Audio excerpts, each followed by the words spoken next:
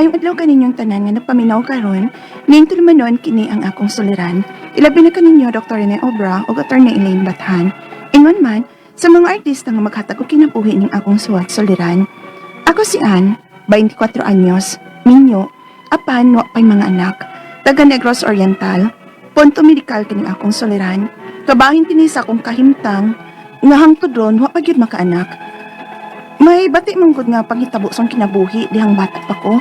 Aron inyong hisabtan, sugdan ko dihang 11 anyos pa lang ko, dihang akong lola nagpadako nako. Ingon inang mga panghitabo.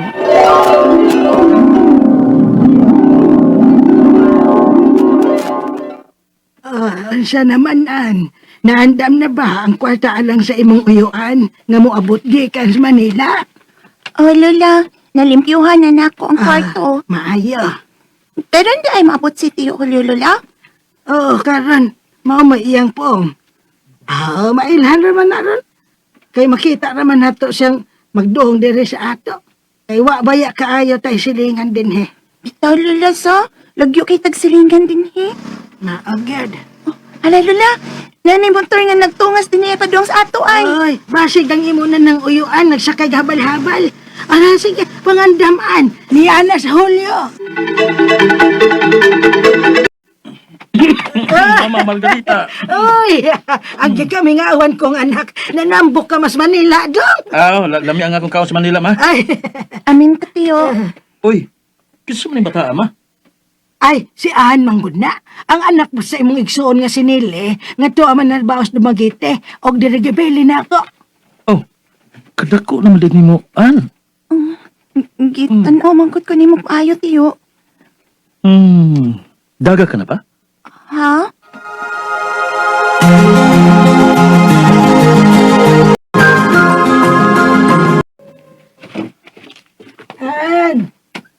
Han, La? basig hapon na ko mauli ha. Paglungagog, pangaon na lang unya mong tiyo Hulyo nimo, ha? Oh, Lola! Ito na si Lola. May kawas na skuran. Mahiloton ko na siya sa ilang nang sindaw. Maglungap na lang ko eh. Kay basig mamata na to si Tiyo Julio. Mukhaon na. Tulas, mama? Tiyo. Talong agol lang kuno ko niya. Ug mangaon na lang kuno ta. Kay basig mahaponan pa ko na siya pagpauli. Ikang manghilot. Magluto sa ko, Tiyo, ha? Kaya sa... Hindi gunitan lagi ko ni mo, Tiyo. Dali, Rabi. Ha? Sabak ko ng tiyo, be. Ha? Anong masapak pang ko ni mo, Tiyo? May buhaton ta. Oh. Huwag ikala isultihan niya. Ang dilit ka pati yun. Ha? Anong yun mang kunin mo? Daga ka naman, Dayan. Tiyo, nga nagyak ka day kunin mo, uy. Ay, ayaw, Tiyo. Ayaw pangikap, Tiyo. Ay, lagi pagsabak. Ay, Tiyo Julio, ayaw! Uyuan, dihang 11 anyos pa lang ko. O diyak kong gibauran, nga wa ko'y sumbungan, kaya akong patyon kung doon ako'y sumbungan. O tungod kay bata palagi ko, o nahadlok sap ko, wagit ko mo sumbong ni Lola tungod sa kong kahadlok. Hangtod nga sa nag-edad akong 13 anyos, namatay ang akong apuhan, o nakadesisyon kong mulayas, aron dili na ko magamit sa akong uyuan. Nagtrabaho ko sa Cebu isip katabang, hangtod 15 anyos na lang ko. O wagit ko madaga, nahibong ng akong agaon. Unya, Angay naman unta kang madaga ng idara ni mo, An. 15 anyos tagod ka. Pero wa pa day ka rigla, ha? wa pa man gyud bitaw ko dug amang. Ay, pagpa-check up ka, ha? Ha? Ayaw lang, ma'am, oy. Di lang ko. Ha? Nga naman, An.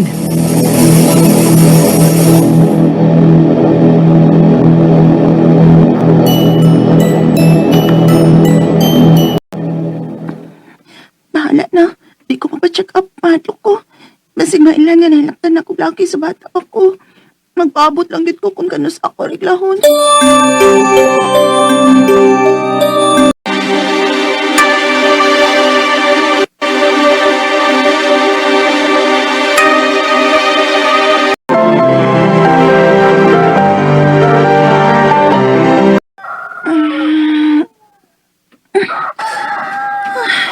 naman ko eh. Gusto man ang tapos na to. nga nung murag kapoy mong kaya akong lawas. Pero kinanglang mo bangon ko aron makikay para sa akong mga account. May klase ba yung mga bata doon? Mabangon ako. Hala? Nga nung may dugo man sa akong kama? Kirigla na ka ako? Aw maayo kay girigla ka na di ayan. Pero dugay sab no? Pila na ko edad ni mo ron? 18 na, ma'am. Uy, dugay, uy. Kay, ako no, girigla murag 12 o 13 anyos ko adto. Mao ba, ma'am? Pero, nalipay na lang sa ko, ma'am, uy, nga girigla ko. Babae gidi ay ko. Kay unsa man day pagtuon nimo. Nga normal gidi ay kong babae, ma'am ba? Aw. Pero karon mag-amping ka na ha. May uyab ka na pa ya. Karon nga girigla ka na. Mumabdos na baya ka kung mahilabdan ka na og lalaki. Ha? Kalipay ka na ko no kung mamabdos ka na. Karon makanda ka ta o masawa na ti ka. Amaw. Mag-igong sa tanong. Pero, Jonas, ang akong regla pa, maratili man normal, uy. Kay kusog dit kayo siya. Matag oras, katulogod ko mag-ilis og napkin. Kakusog na na. Laki, unya, 2 weeks na ron nga, wa pa mo undang. Og may sakol nga ito mga akong dugo. Og may dugo pa nga murag tibuok na. Uy, di na normal anda. Pa-check up ka ta. Ha?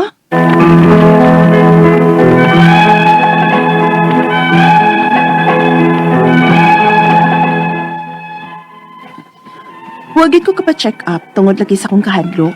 Wa man noon ko gibati nga sakit sa akong lawas o sakit sa puson. Pero ang akong regla, wa lang gyud klaro. Og karon nga naminyo na gid ko, nausab na sa akong regla. Usahay, moabot gyud og usa ka buwan usa mohulong ang akong regla. Og medyo hinay na, dili pareha sa una. Pero mausab lagi, wa gyud ko mamaptos. Ang akong mga pangutana mao kining mosunod. Unang pangutana, kaning akong pagrigla nga dili normal. Tungod ba ni kay bata pa lang ko, 11 anyos pa lang ko, ug wa pa reglahang nakuha na ko sa kong uyuan, dihang iya kong gi-rape? Ikaduhang pangutana, normal ra ba gid sa regla sa babae nga may mga tibuok pa nga dugo o patay nga dugo nga manggawas? Og atong una, kusog ang akong dugo nga mula na tog tag 2 weeks. Ikatulong pangutana, naminyo na ko, apan wa pa gid ko mumaptos. Dili na bagit ko mumabdos tungod atong na-rape ko nga 11 anyos pa lang ang akong edad ug wa pa regla ha? Ikaw pa to katapusan.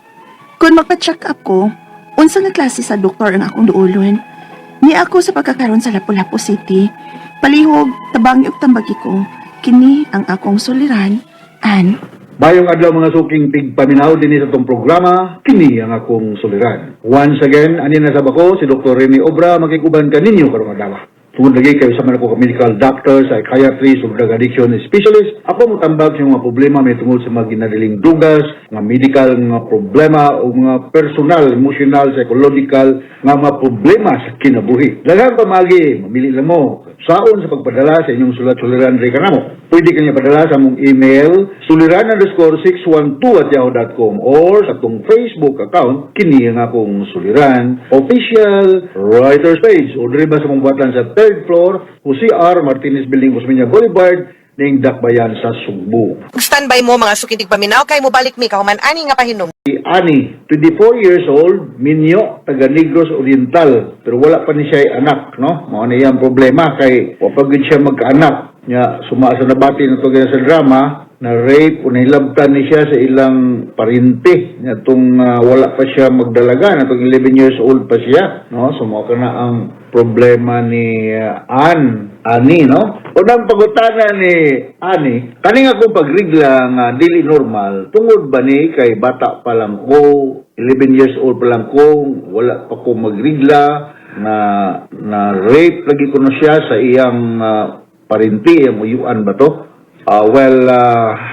Traumatic na. That was a very traumatic experience on your part, Ani, no? Ay kinimagong rape usan ni sa mga pangitabo nga considered to be beyond normal human experience. O dagat pa mga factors di consider nato ngano nga dili normal ang imong pagrigla, ha? Daghang mga mahimong hinungdan. Of course katong na traumatize ka, inunta maingon na tog traumatic experience ko nimo. Unsa may mga hinungdan nga nung dili man normal ang pagrigla sa usa ka babae. Posible ni siya na kay thyroid problem. Posible na kay pero bata pa man kayo. Ito edad mo. 24 pa man ka. Bata pa ka. Posible kag na kay polycystic ovarian syndrome. Kasi bako lang ha.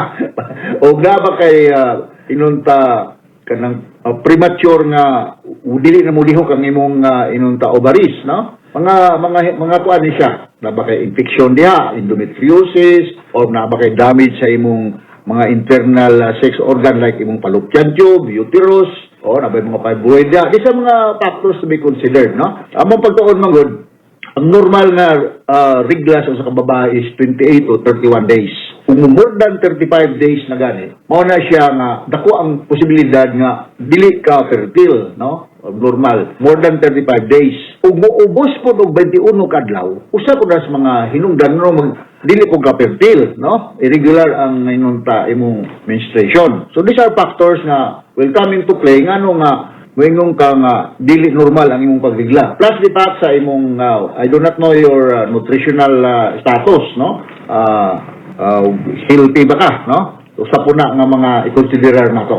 Okay? Ikaduhang pangutana, normal ra ba gyud ang regla sa babae nga may mga tibuok nga mga dugo o patay nga dugo nga mogawas? Dili na siya normal, ha? Dili na siya normal.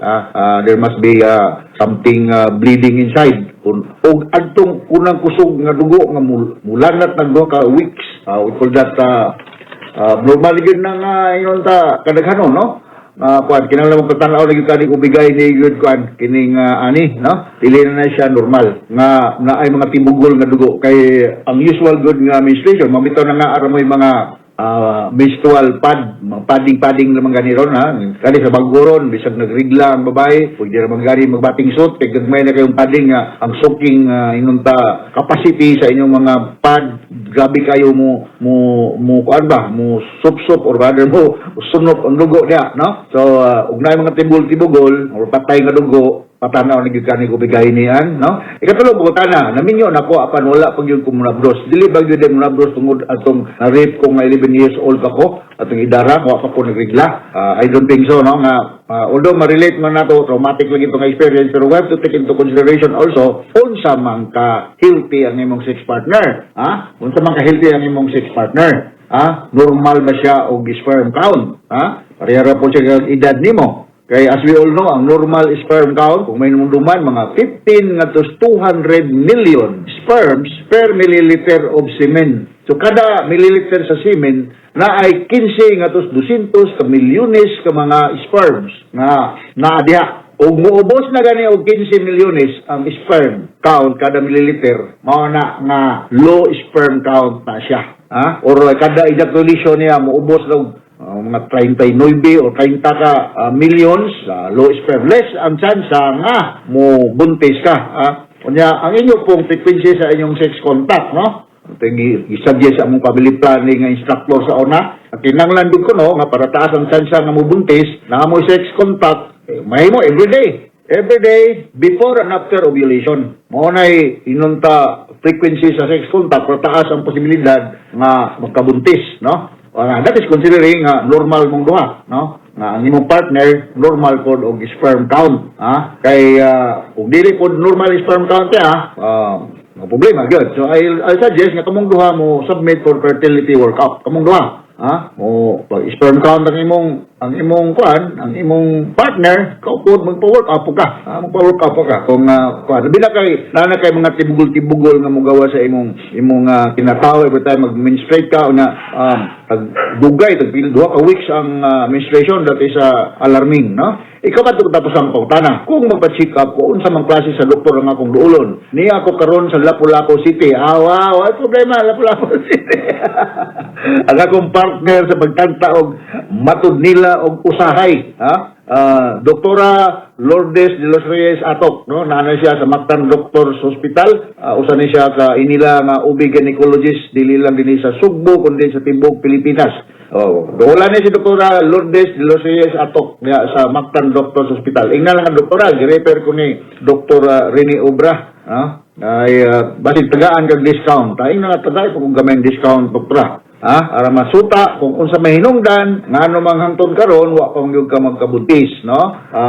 Ako balikon, this has something to do with your nutrition o sa imong ingnon ta medical condition. Wala ba kay problema sa imong thyroid, wala ba problema sa kini mga gitawag na itong polycystic ovarian syndrome, imong bana, wa ba problema sa iyang kidney, o sa iyang, wa ba ni siya nag-mumps, kano bang na bata, kumitaw nga bayuok, o saan nas makaubos sa sperm count, o di ba ni siya kusog manabako, o palahubog, o makaubos na siya testosterone level, o di ba ni siya kusog minom og kape, o ano yung mga may mong hinungdan nga nga ubos ng sperm count. Yung mo tanong, Dok, o sa may makapataas, mukaon mo mga omega-3 fatty acids ng mga sugdan, kana mga naa sa dagat, mga sardines ug salmons, o mga nuts, mga vitamin D sources, na maka-increase na siya sa sperm count. O course, kanang uban pa nga mga nutrients. Nainungutanan ako sa unang, Dok, kung magsige ko og masturbate, makaubos man ni sa sperm count? No, dili na siya makaubos. Maka-exercise na, wala pa nag-encourage nimo nga mag-self-stimulate ka og masturbate, pero dili na siya makaubos sa sperm count. Alright, so inaw takasabot ka og nato sa imong partner, kay kini magong paghimo og bata kay mo, maguna kindi makaikaw ra may tambagan ako sa imong partner, imong partner pila na ba edad sa imong partner? I suppose na pareha pag edad po nimo, kay kung imong partner senior citizen, hinay ko po lang yung production sa sperm, no?